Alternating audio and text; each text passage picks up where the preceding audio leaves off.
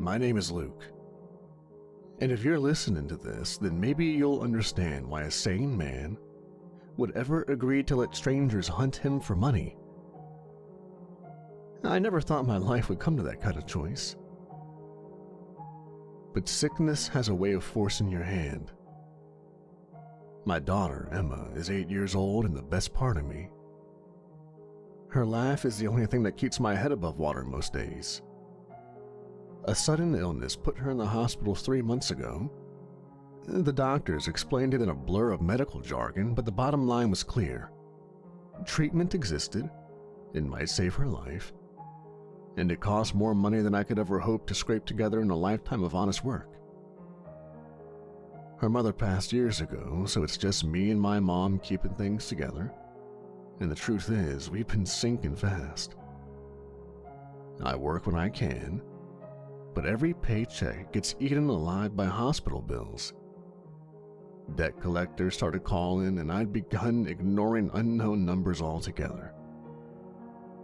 The thing about desperation is it makes you look in places you normally dismiss as ridiculous. I spent late nights scrolling, typing questions I never thought I'd put into a search engine. Fast money for medical bills. Legal cash fast, no questions asked. Extreme survival payouts. Most results were scams, loan sharks or worse. But buried in an old forum about urban legends, I found a thread titled, The Hunt. At first I laughed it off. The story sounded absurd. Rich families who paid ordinary people to let themselves be hunted like wild game. The thread was full of speculation, and people calling it a creepypasta or myth. But the longer I read, the more my stomach tightened. Some posters swore up and down they knew men who walked away with money in their accounts, real money. Others told stories of people who never came back. That was the most common output. I should have closed the laptop and gone to bed, but I didn't. I read every word, then followed the breadcrumb trail to a hidden board. Nothing fancy, just text and bare bones interface. The kind of place that feels like you'll get a knock on your door the second you click submit. There were rules, clear and simple. 48 hours, armed with nothing but a knife and supplies. Survive, and the money is yours. Lose, and your body is never found. One post ended with, "They're not liars and they're not cheats. They hunt like gentlemen. If you live, you live." For 2 nights I wrestled with the idea. I didn't sleep much. I'd stare at Emma curled up under her blankets in the hospital, a plastic tube taped to her small hand, and I'd tell myself I was crazy for even thinking about it. But crazy or not, nothing else was going to buy her time. So I typed a message, short and blunt. "I'll do it. Tell me where." I expected silence. Maybe some scammer asking for banking details, but instead the reply came within hours. "If you want it bad enough, you'll come. Coordinates attached. The money is guaranteed." I told my mother I'd found extra work out of state. She looked at me with tired eyes but didn't ask questions.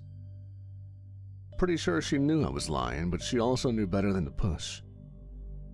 I'd make money where I needed to. The next day I packed my old duffel with a change of clothes, a toothbrush, and not much else. I left my phone at home.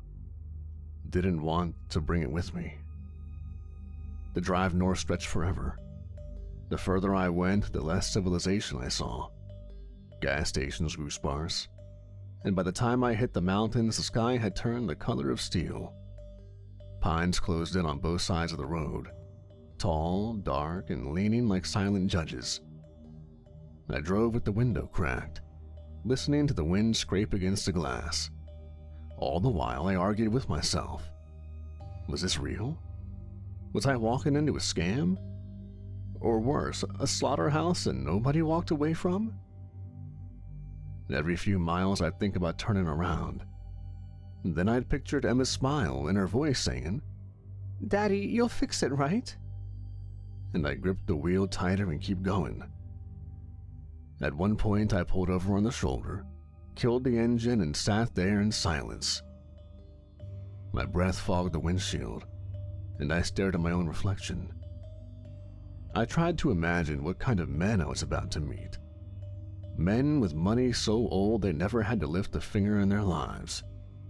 Men who hunted lions and elephants until they got bored and turned to something harder, something more unpredictable.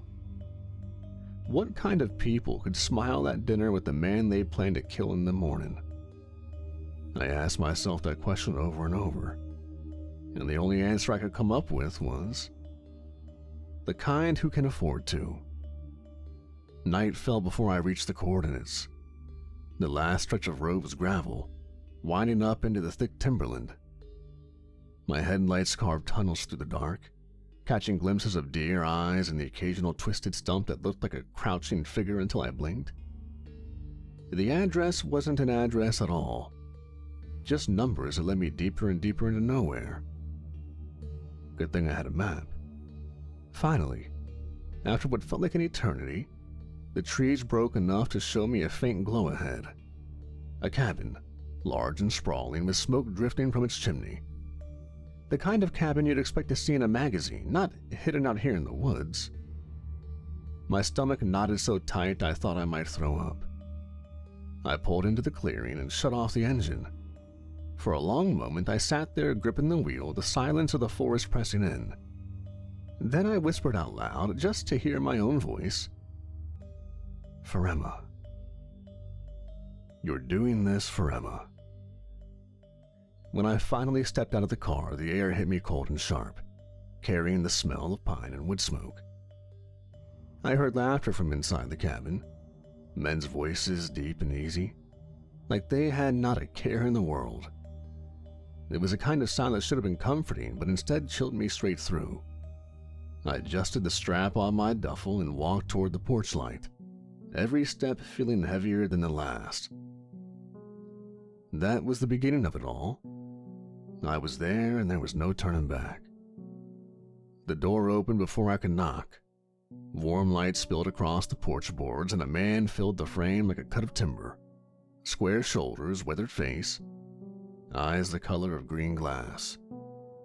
He wore a collarless white shirt with the sleeves rolled neatly to the forearms and a vest that might have been hand-stitched a generation ago. No pretense, no jewelry beyond a plain gold band. He took me in without rushing, a farmer's survey, the boots, the tired posture, the duffel, the set to my jaw, as if weighing the yield of a field after a dry season. "Ah, you'd be Luke," he said, voice low and even, molasses over gravel. "Name's Colton." He didn't offer a last name and didn't need to. He stepped back and held the door wider. "Come on in, out the cold. The fire's going." The first thing that hit me was the smell.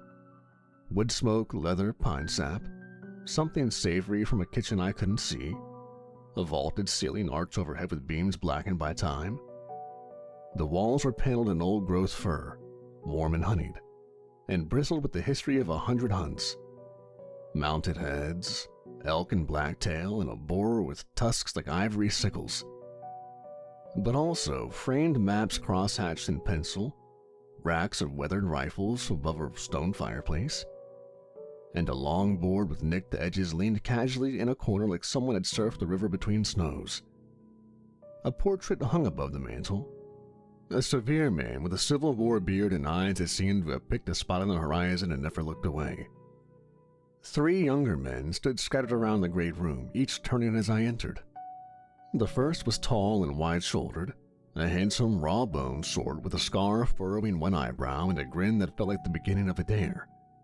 He wore a belt knife for decoration and radiated the happy impatience of a man who wanted something to start. The second was leaner, watchful, arms crossed, his expression neither welcome nor warning.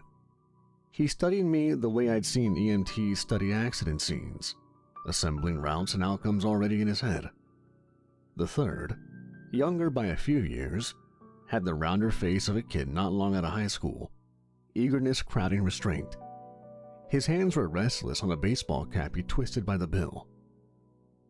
"All right," Colton said, tipping his head toward the big one. "That's Duke." The watcher gave me a single nod. "And Tom, he'll be our runner for the hunt." I lifted a hand by reflex. "Luke," I said, and hated how small my voice sounded in that room. Colton closed the door behind me. The wind muffled and the fire found my face.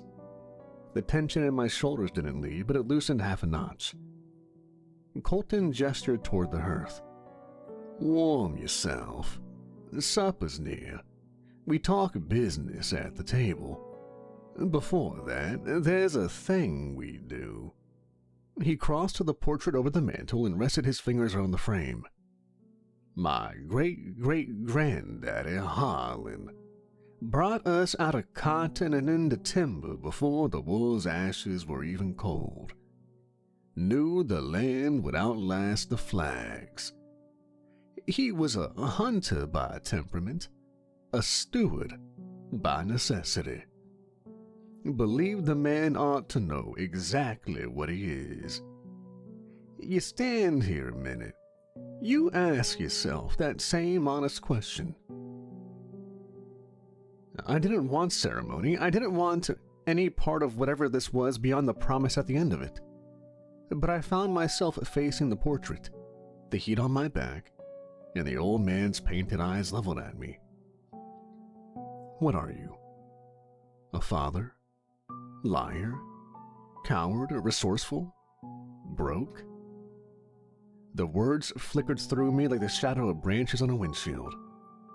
Somewhere in that mess, quieter than the others, was a survivor. I didn't know if it was a truth or something I was rehearsing to make it true. When I glanced away, Colton was watching me, not unkindly.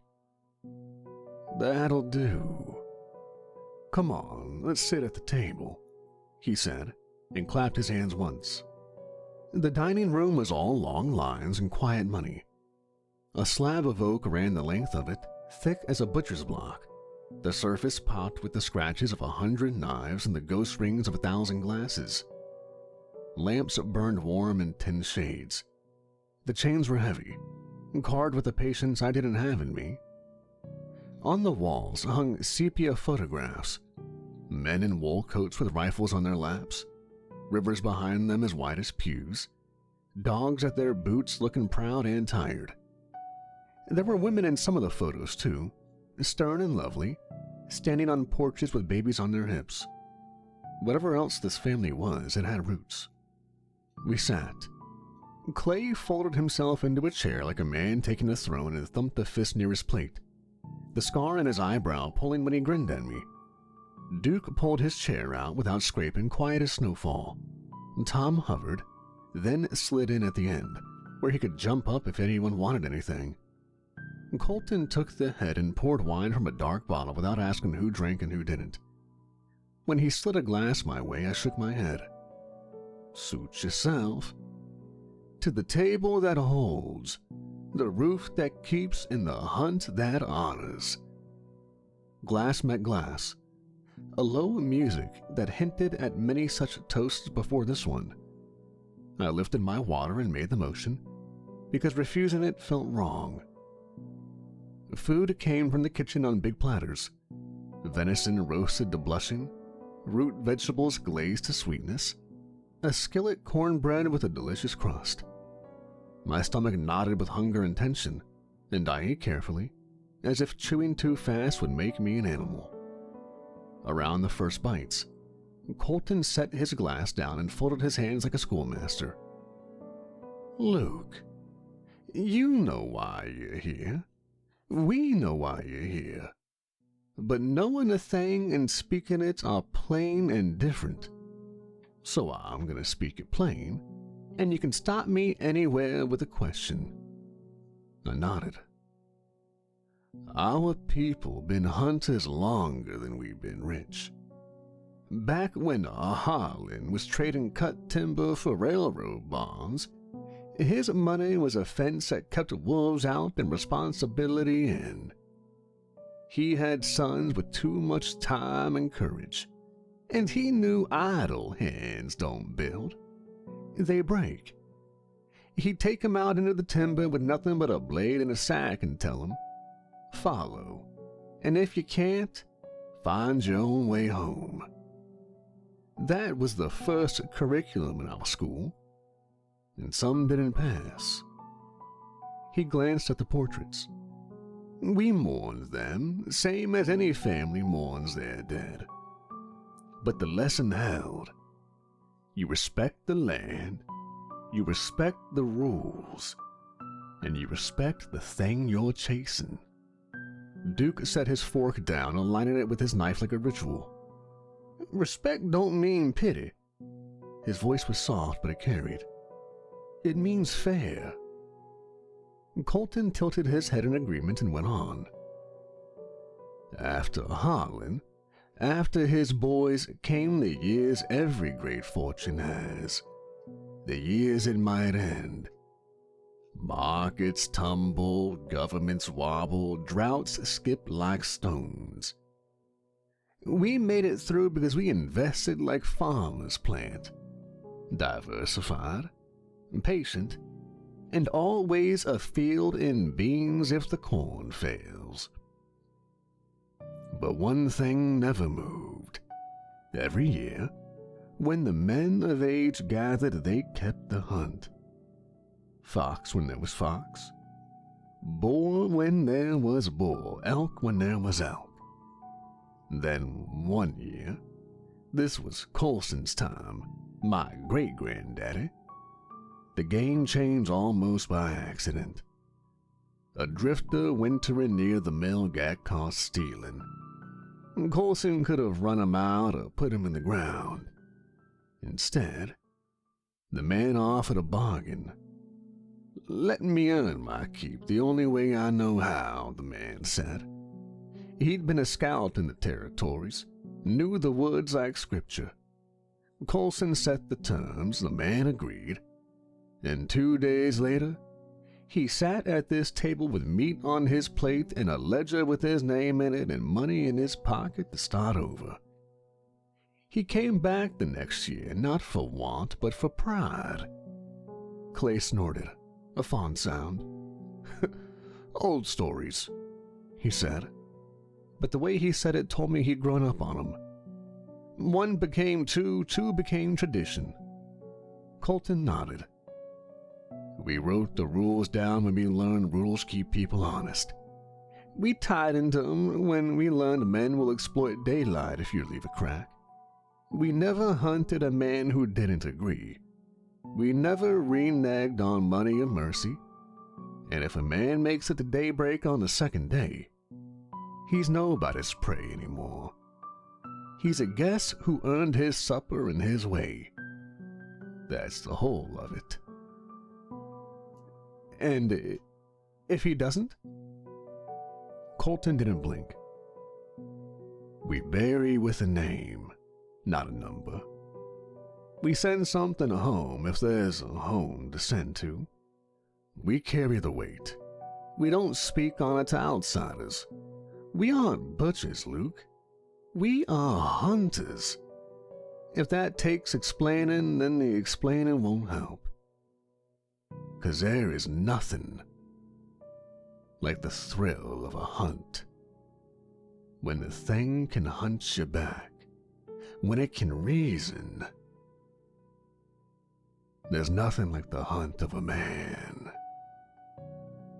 He let that sit, then leaned back. Now, terms are as you were told. 48 hours. You get a K-bar knife, a flashlight that'll laugh at the rain, and a canteen. You get a 2-hour head start at first light. You can move anywhere inside the North Tract. Tom will show you the map boundaries after we eat, although I doubt you'll reach any of them. We get quite a bit of land. There's a siren at the lodge and speakers scattered throughout. You'll hear them at dawn and at the finish. When the finish sounds at second daybreak, that's it. Hunt. It becomes hospitality again. Clay grinned over his cup.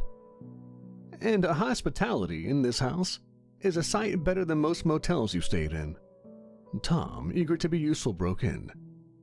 There's caches out there, too. Water drops, first aid. Not many, and we don't put 'em where a man can just follow a line of breadcrumbs.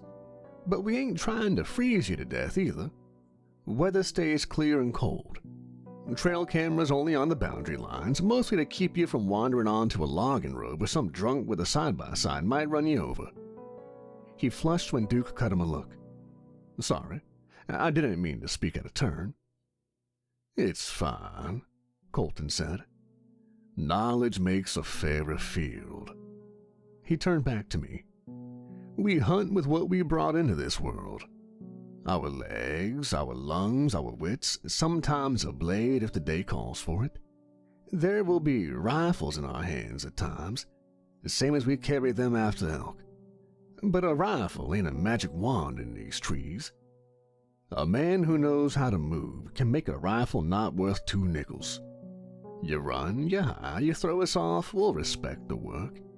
You square up, we'll meet you as you wish. But we don't play with our food, and we don't make a show out of suffering.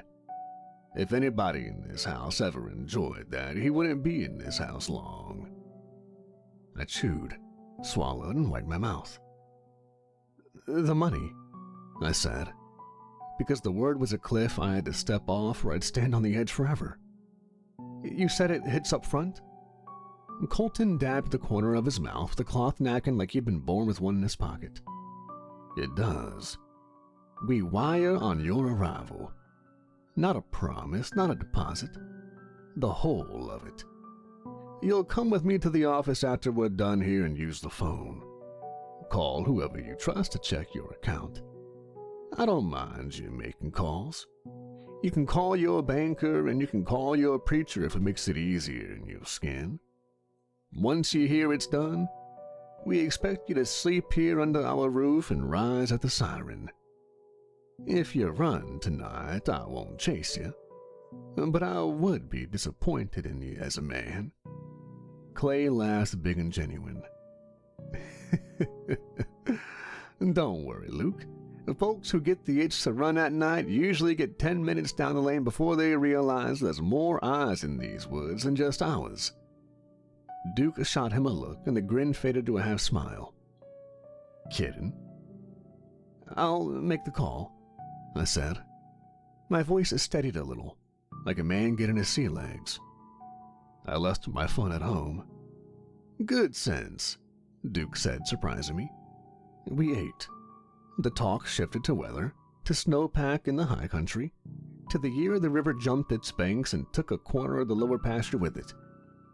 Clay told a story about a bull elk that had treed him in a wallow and snapped the stock off his favorite rifle with a single toss of his head. Tom laughed too loud and covered it with a cough. Duke said little, but his silence didn't feel like judgment so much as inventory. He was studying. I answered when spoken to and concentrated on keeping my fork steady.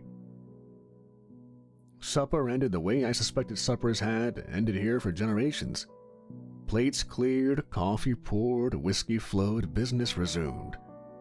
Colton stood, and we stood with him because it felt wrong not to. He was the patriarch, after all.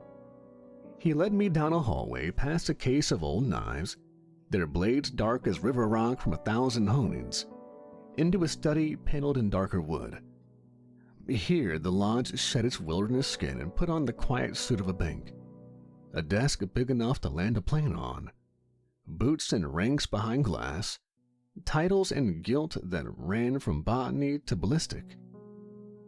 An old map of the family land drawn by hand with distances marked by the stride. A brass lamp cast a circle of light that showed dust motes afloat like snow. Colton set a leather folio on the desk and opened it to a sheet with neat columns. Last thing between us and the hunt. read. The rules were what he'd said, but seeing them in print, which was actually fountain pen ink, I realized, gave them the solidity of a notarized will.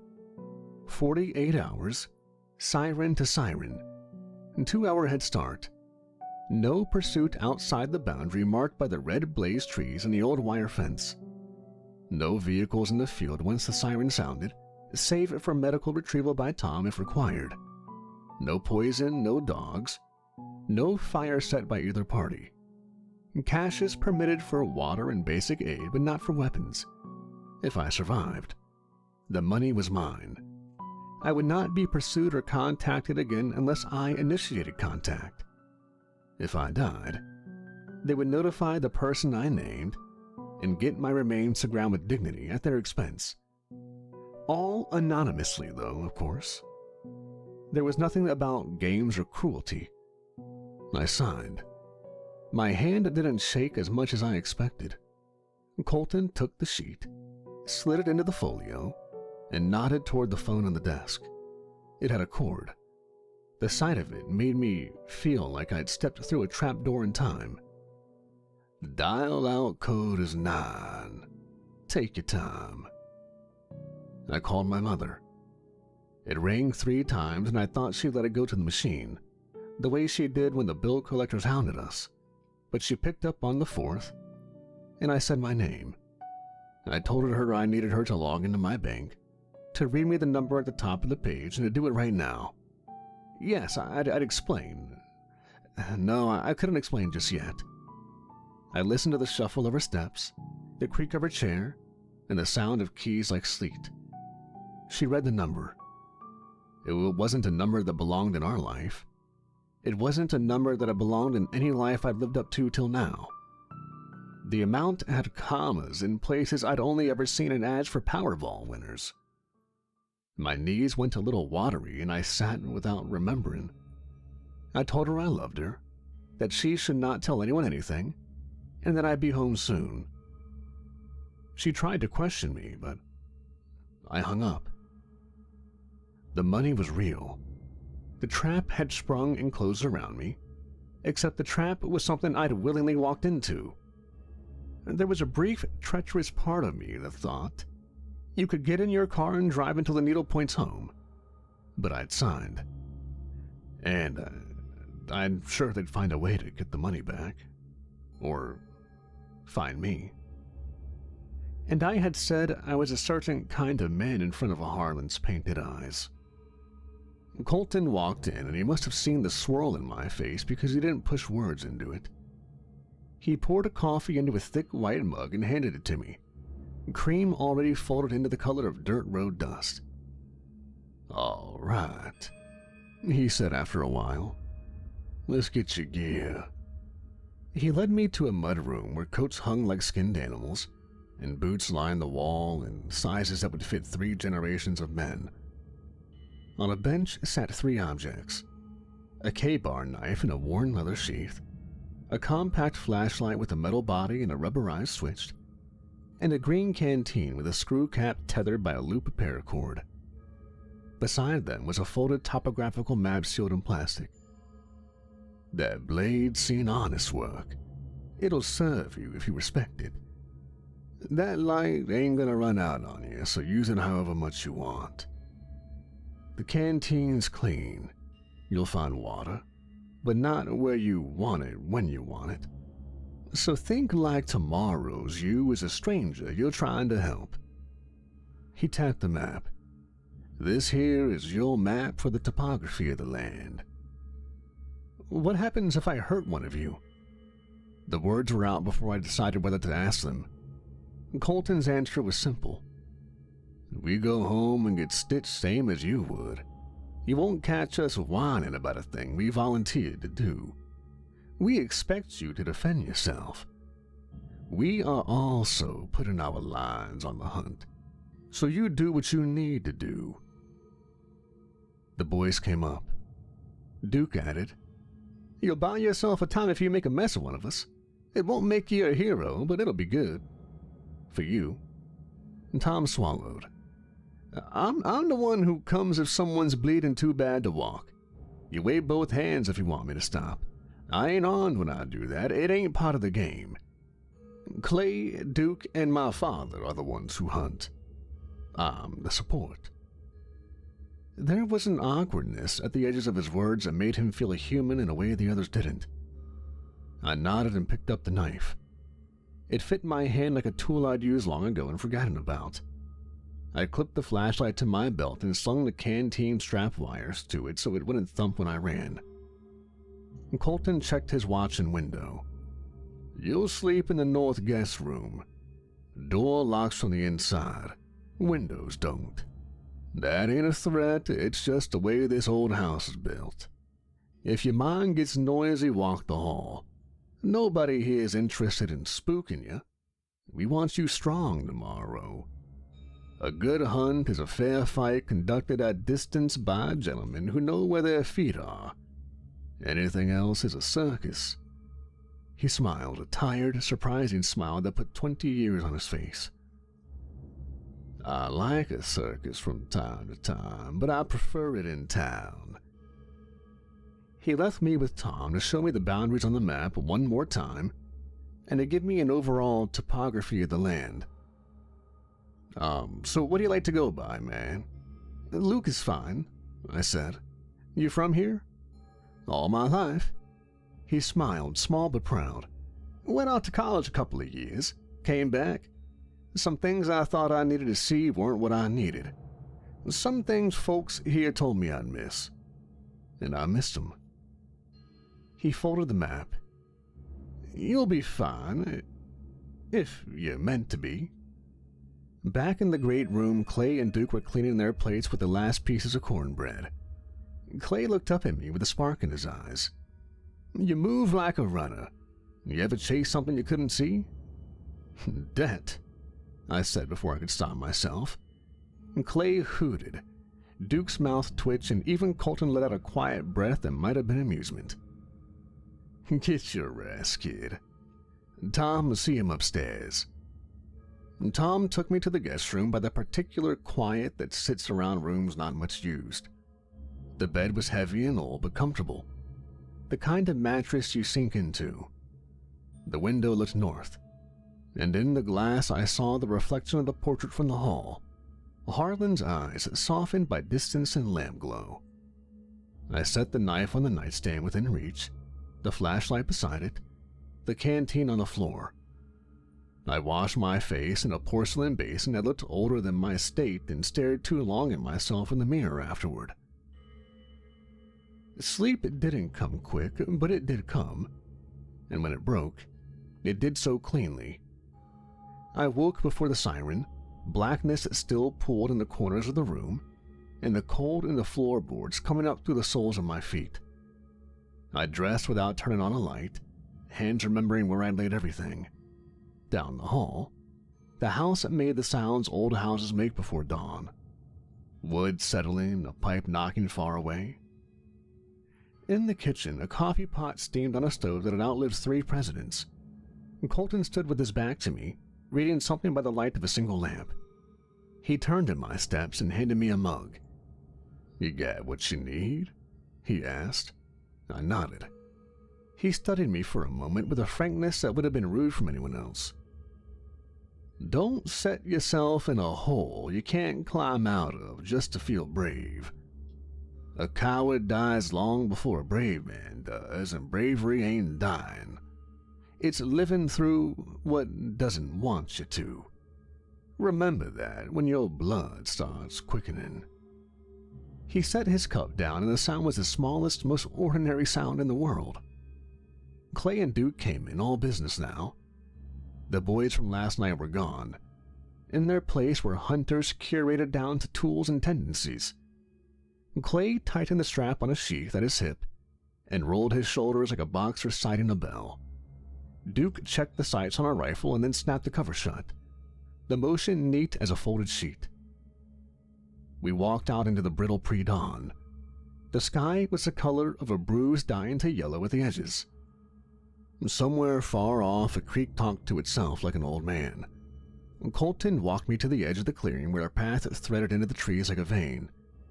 He took a breath of the air like a man tasting something he loved. 2 hours from the siren. You'll hear it once long. That's your cue.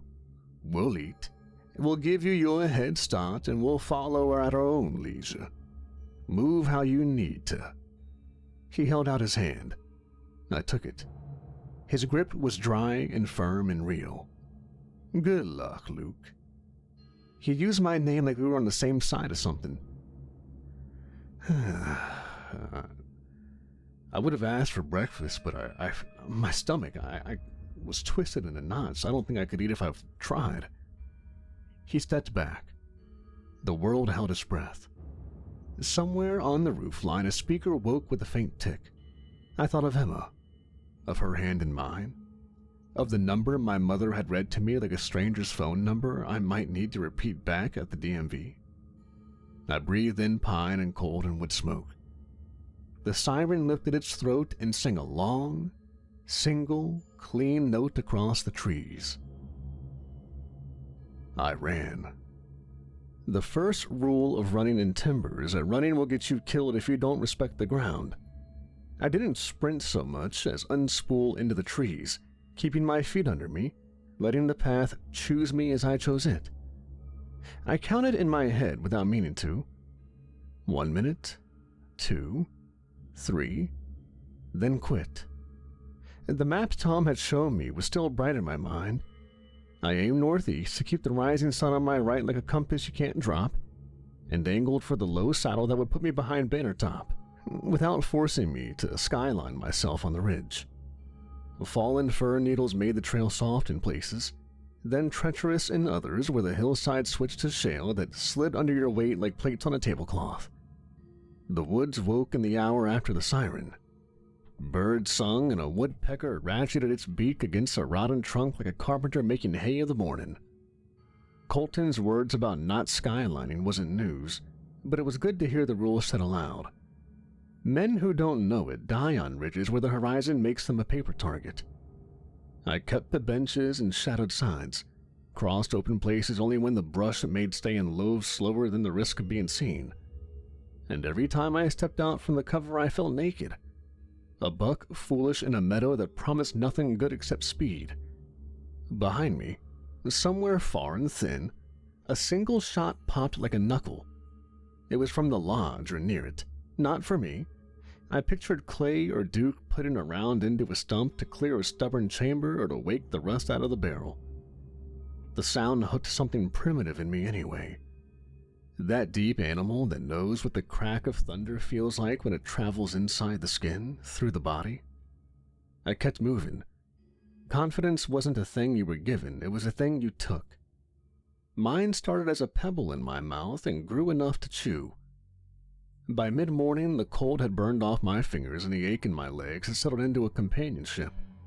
I climbed to a bench covered in sword ferns and took my first long drink. The canteen made a hollow sound afterward that felt like a scold. I reminded myself of Tom's map and the blue marks he tapped with his finger. Possible water, but not promised. The first cache ought to be somewhere on the backside of this draw if the family were men of their word.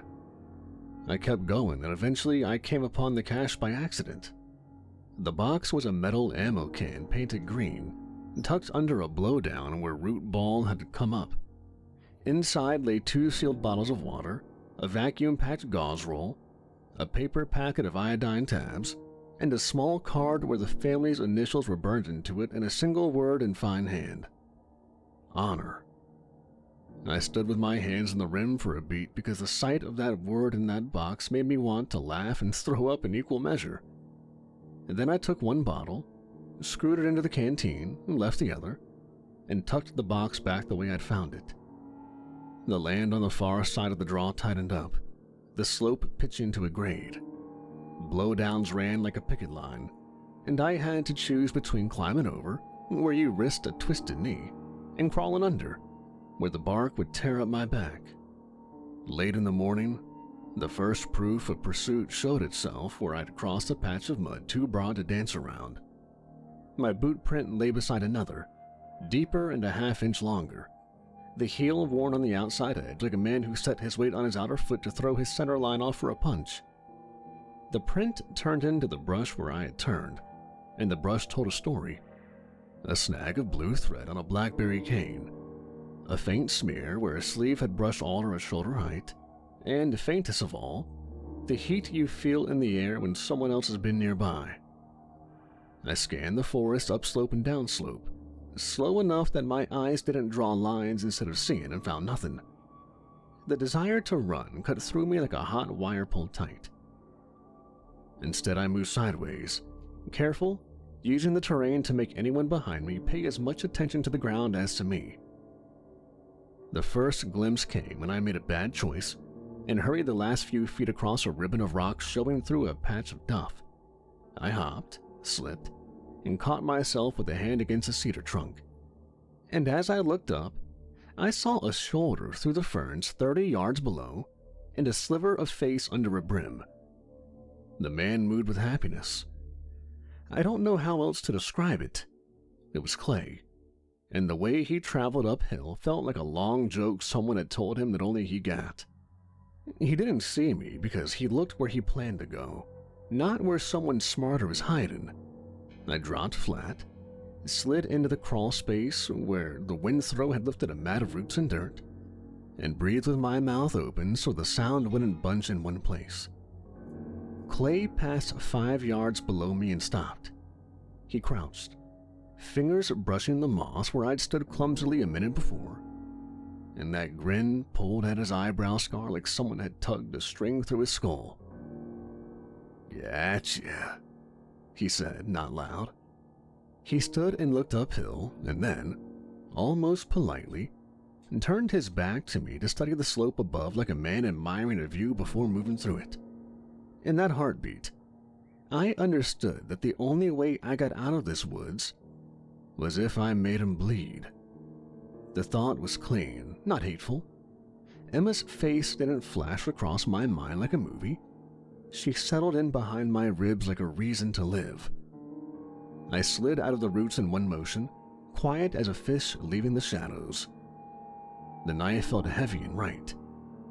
Clay was as still as a fence post in profile when I came at him low from behind and to the side. He turned.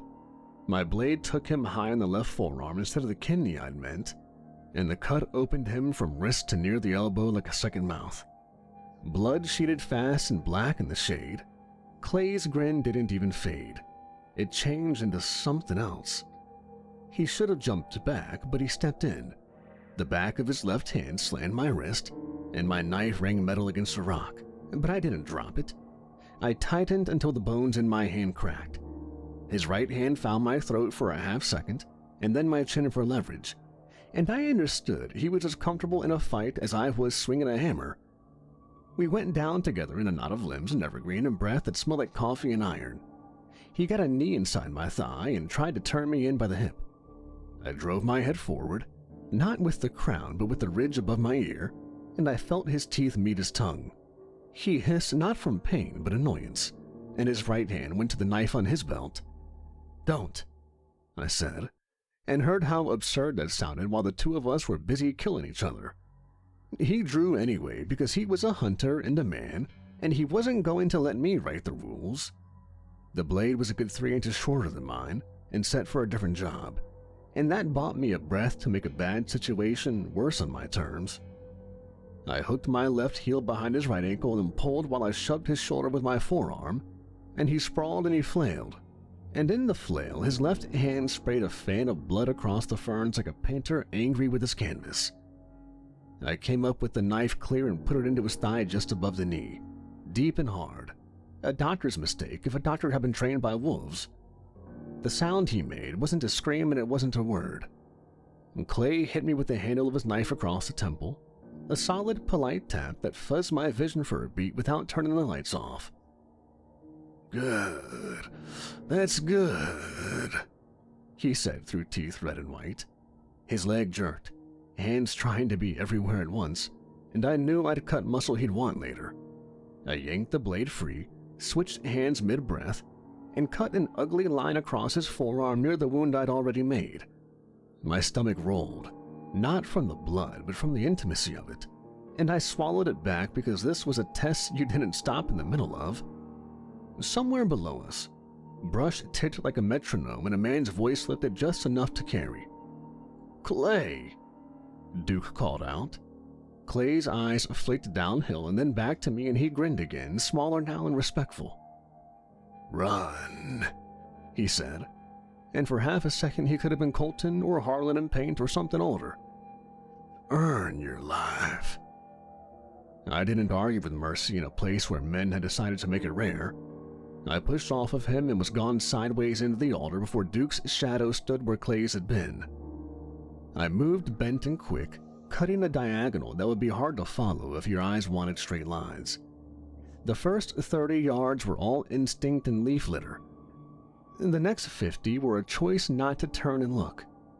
When I let myself glance back through a lattice of branches, I saw Duke kneel, hands calm, pressing his bandana tight against Clay's thigh while Clay did his best impression of a rock. It struck me how domestic the scene would look from the right angle. A brother holding another brother's leg on a soccer field after a bad twist. If you didn't count the knives and the blood, and the rifle slung across Duke's shoulder. Clay seems to have not wanted one for this hunt, as he only had his knife. I heard their voices in pieces as I made distance. Duke said, "High and medial, you bastard," which told me he knew his anatomy too well, and probably his chemistry too, and he knew exactly how to pinch an artery. Clay laughed a dry little bark that wasn't much like his earlier joy. "He's got hands," Clay said, and I couldn't stop the little spark that lit in my chest at the praise of a man who tried to kill me and would again. It looked like I saw them take something out of his pocket and speak into it. Probably Tom. A little while later, I heard the cough of an engine, some kind of ATV to pick him up, I'm assuming at least. When I hit the bench near Banner Top, I let myself walk for the first time since the fight. My legs had a wet cotton feeling that told me I'd burned more fuel than the day had intended for me to burn. I took a long pull from the canteen, then another, and finally bit down on the discipline that told me to stop. I took a minute to pull myself together. The cut on my temple from Clay's love tap had started to dribble along my eyebrow. I smeared it away and felt the dull throb of it answer. The land toward the ridge in front of me opened up. Through a bite in the trees, I could see a run of river on the far side, as silver as a knife's edge.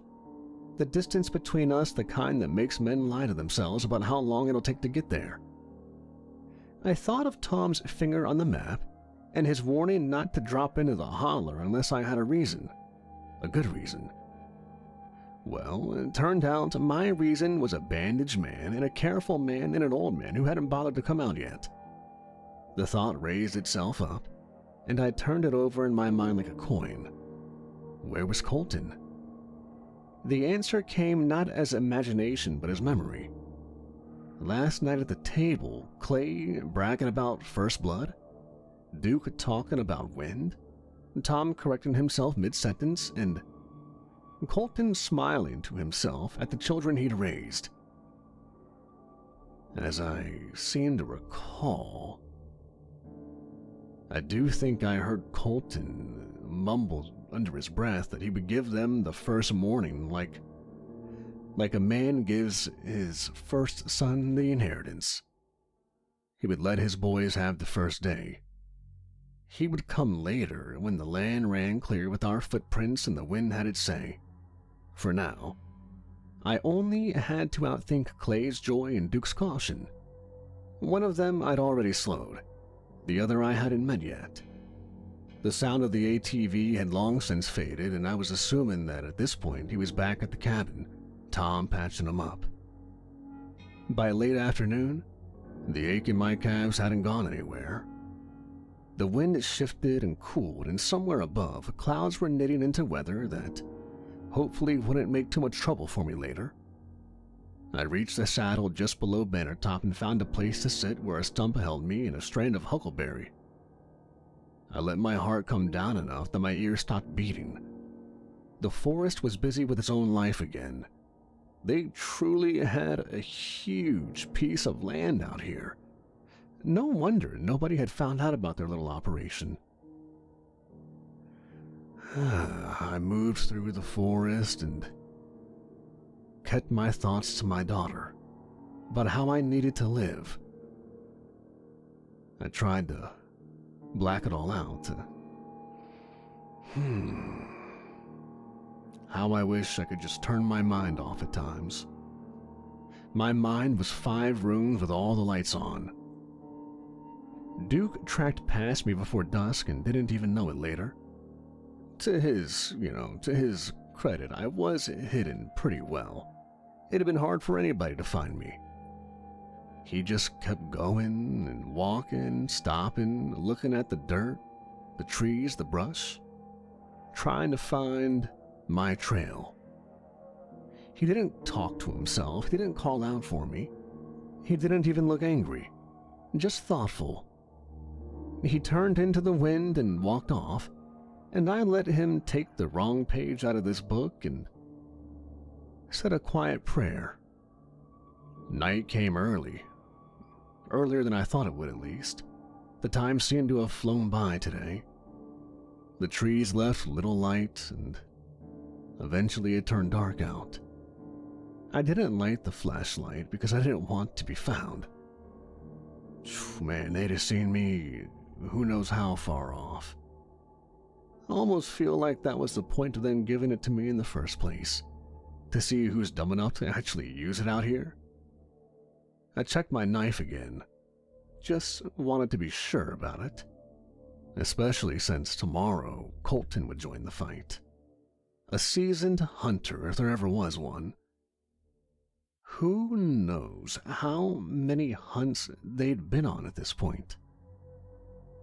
But that was tomorrow's problem. Tonight, my problem was to stay warm and try to be alive come morning. I don't know how long I slept, but I slept. I woke up countless times throughout the night. Sometime after midnight, something large moved through about 40 yards off. Not hurried, not curious, and the brush made space for it. Bear, maybe. It was truly wild out here. The sun should have been hours away. Who knows when it would get here? It was still dark, but I felt the morning on the way. Somewhere in the country between my pocket and the ridge and the cabin, 2 men with my blood on them and the blood of his brother were planning out what to do with me the next day.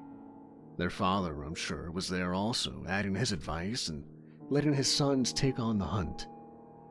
They were trying to come up with a morning plan. Pin me down, ways to hunt me down, take me out.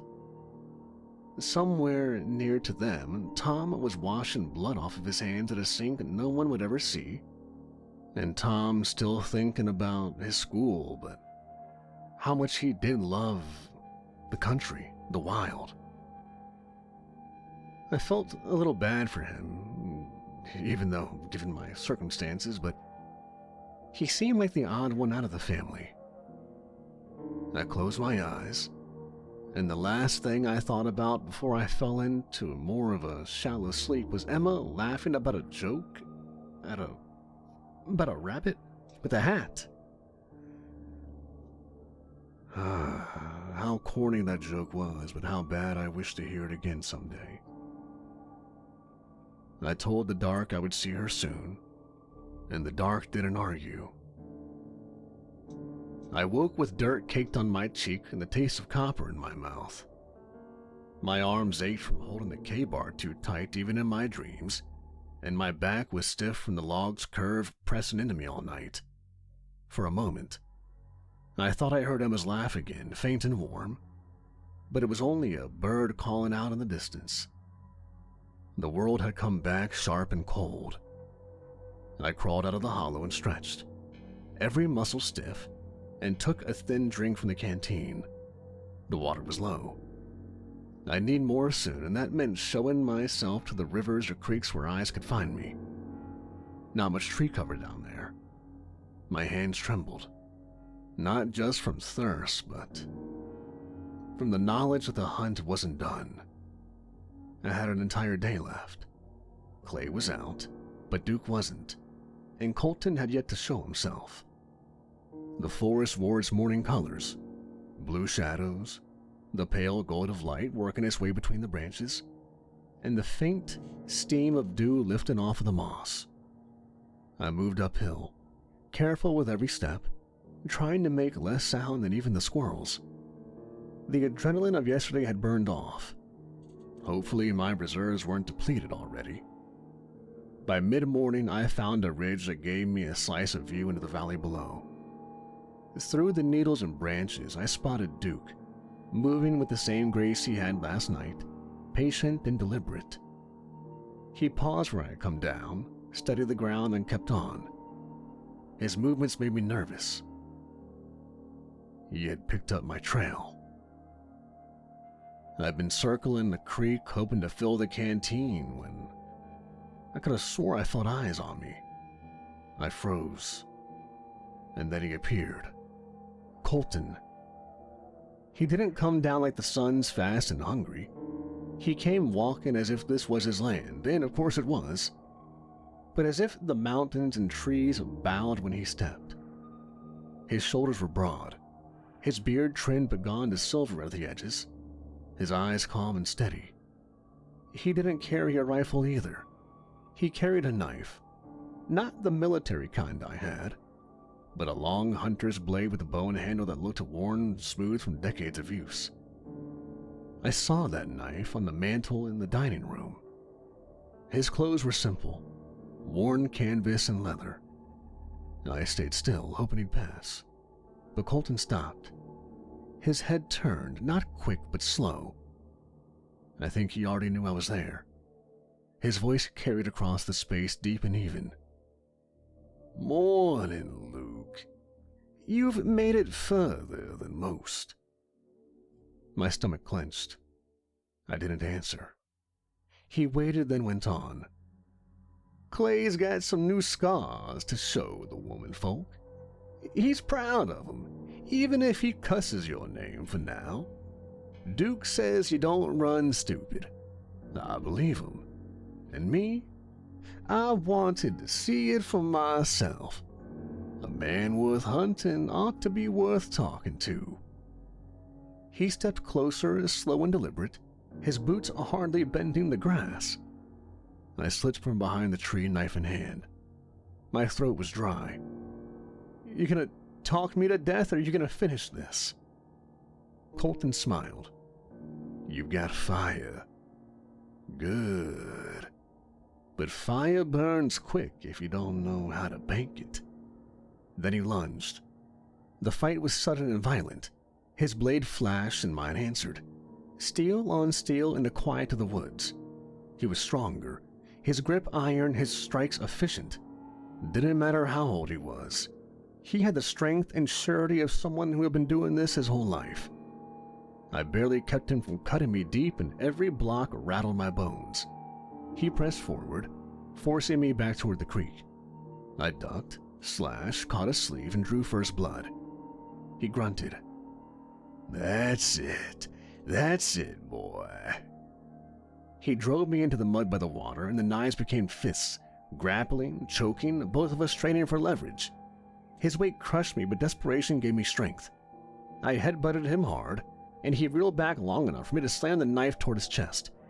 He caught my wrist with both hands, veins straining, teeth bared. For a moment we were locked. Two men, on the edge of life and death.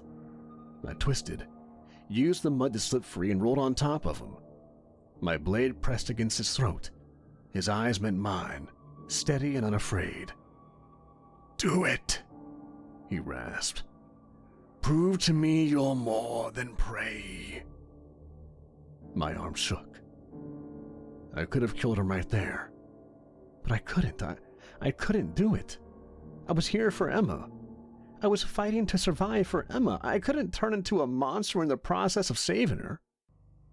So instead, I drove the blade into his shoulder, deep enough to cripple him, but not to kill.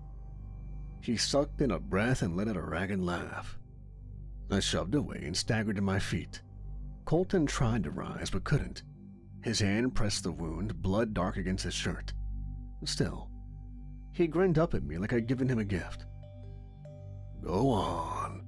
The day ain't done. Let's see if you can outrun the rest of it." I didn't wait. I ran, lungs burning, the sound of his laughter following me through the trees. By late afternoon, I was ragged, my body a map of bruises and cuts. I'd somehow managed to lose him for the moment. The canteen was nearly empty again, and my stomach gnawed itself. Every step hurt, but I kept moving. When the sun began to sink, I found a hollow where cedar roots had tangled into a natural shelter. I collapsed inside, knife across my chest heaving. My mind went to Emma again. Her smile, her laugh, her small hand in mine. For her, I would see the dawn. The second night pressed down like a weight, and every bone in my body begged me to lie down and let it end. My legs shook, my throat burned with thirst, and the knife felt heavier than anything should. But I kept moving, because stopping meant Duke would find me. He was out there. I felt him more than saw him, like a shadow stitched to the trees, always a half step behind. Every time I paused, I'd catch the faintest rustle. I tried tricks, doubling back through a creek, scaling a ridge too steep, even crawling on my belly through brush so thick it tore my arms raw. Each time I thought I'd lost him, the woods answered with his presence again. Hours bled away. My vision blurred, my body hollowed. By the time the first hint of gray showed through the canopy, I could barely keep my feet. My head sagged against a cedar trunk, and my eyes betrayed me, fluttering shut. Then Duke stepped out. 10 yards away, calm as the dawn itself, he tossed the gun that he had in his hands to the ground.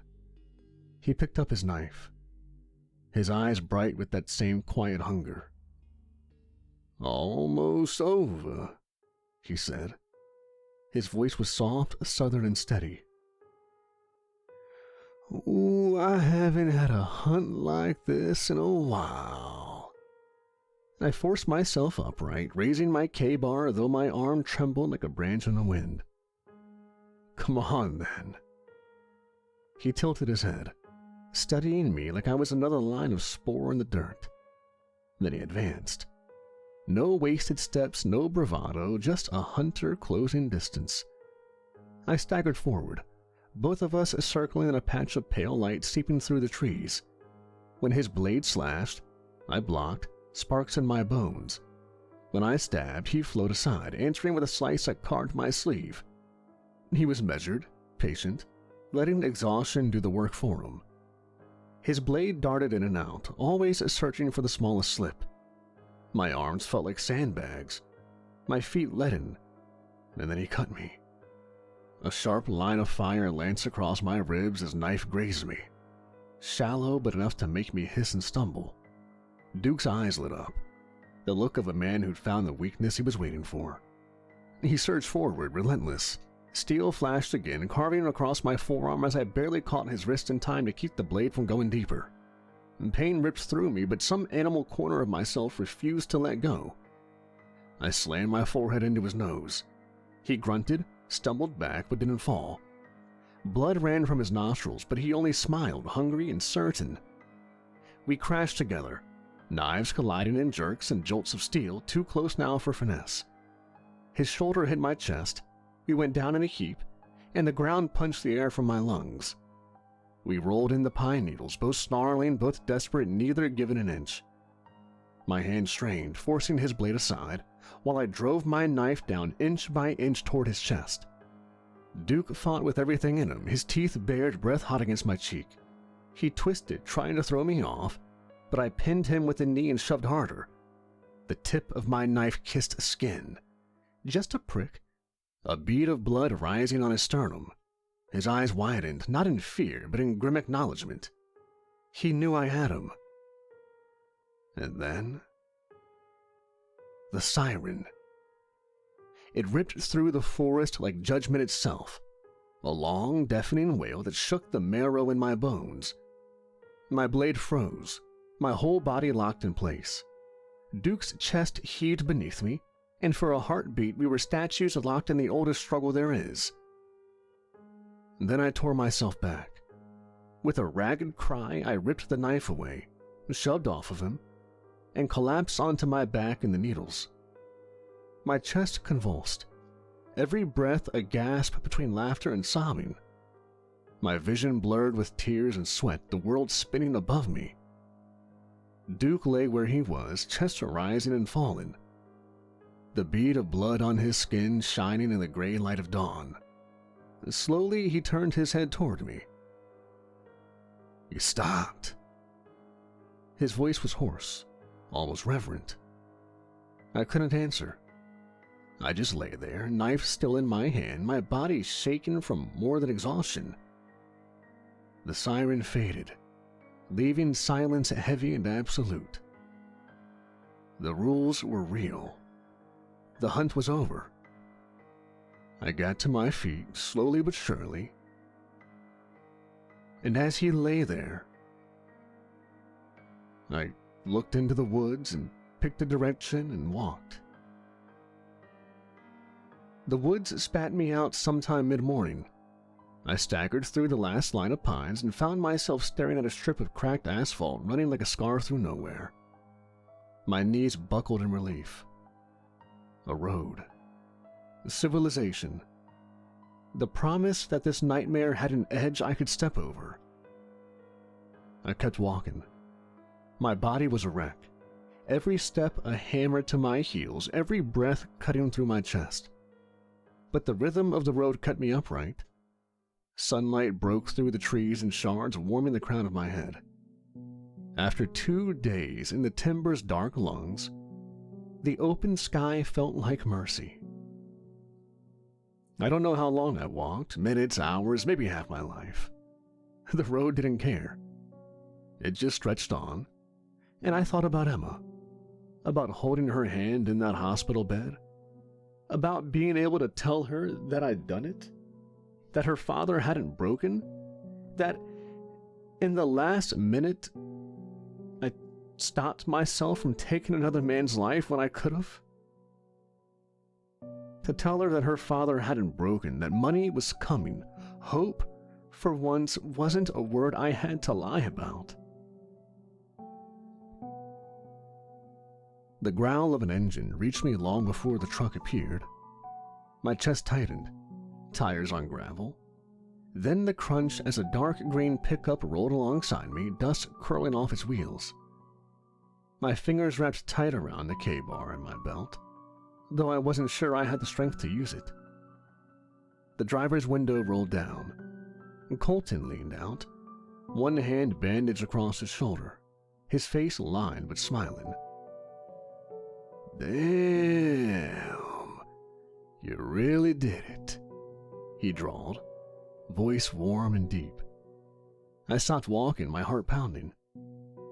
"It's over," I said, more to myself than to him. Colton nodded slowly. "That's right, it's over. I had to go back to the house after you laid me open. Couldn't swing steel with this arm. So I left Duke to finish what we started.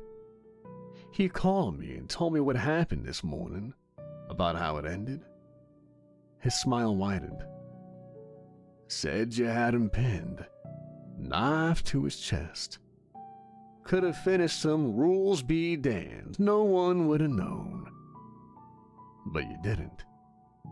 You stopped the second that siren sang its song. You don't know how rare that is, boy. Most men lose themselves out here." The knife felt heavy at my side, useless now. I wasn't out there to prove anything. I was out there for Emma. My voice cracked on her name. Killing you, Duke, anybody, it wouldn't have changed that. I just needed to survive. Colton chuckled low in his chest. And you did. Better than most who've come through here. Hell, better than nearly all. Money's already in your account, ready to be used and spent. $500,000 like we promised. No tricks. For a moment, the only sound was the tick of his engine, the lazy caw of a crow overhead. Then he leaned across the seat, arm hanging from the window. I'll give you a ride if you want. Town ain't far. I shook my head. No thanks, I'll walk.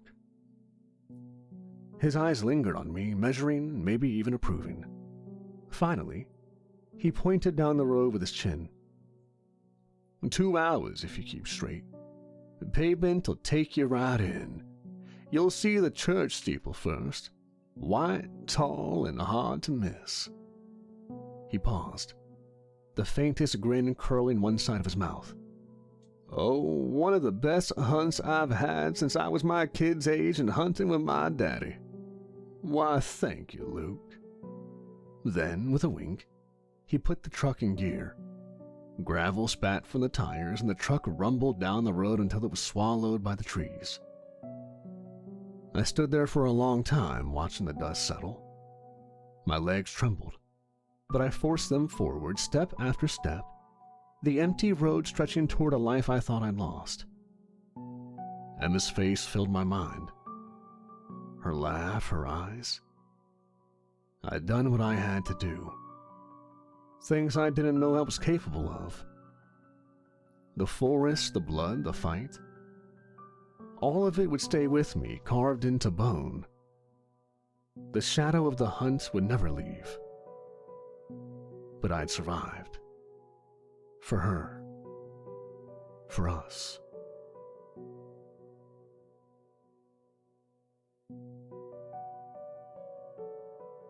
The hospital room was dim, lit only by the soft glow of monitors and the slant of street light through the blinds.